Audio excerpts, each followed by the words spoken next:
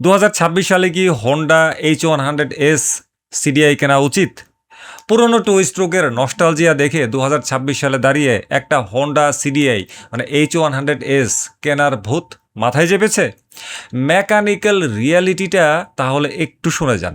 আপনি যদি স্রেফ উইকেন্ডে পিওর টু স্ট্রোকের সাউন্ড আর একজন সাইলেন্সারের পোড়া মোবিলের গন্ধ উপভোগ করার জন্য একটা কালেক্টরস আইটেম হিসেবে কিনতে চান, তবে গো অ্যাহেড। এর চেয়ে সেরা জিনিস এখন আর পাওয়া যায় না। কিন্তু আপনি যদি ভাবেন এটা দিয়ে প্রতিদিন অফিস যাতায়াত করবেন বা মানে ডেইলি কমিউটার হিসেবে ইউজ করবেন, তাহলে কিন্তু এটা মানে নিজের পায়ে নিজে কুড়াল মারার মতন অবস্থা। 2026 সালে এসে এর জেনুইন জাপানি পার্টস পাওয়া খড়ের গাদায় সুই খোঁজার মতন জাপানি পার্টসের কথা বলছি। কিন্তু তার উপর এই 25-28 বা সর্বোচ্চ গেলে 30 কিলোমিটার প্রতি লিটারে জ্বালানিতে মাইলেজ। তো এই মাইলেজ আবার হচ্ছে কি, টুটি মোবিলের আলাদা খরচও কিন্তু আছে। তা আবেগ ভালো, কিন্তু গ্যারেজে তেল চুয়ানো বাইক ফেলে রাখতে না চাইলে রিয়েলিটিটা বুঝতে হবে। রিয়েলিটিটাই হচ্ছে আসল।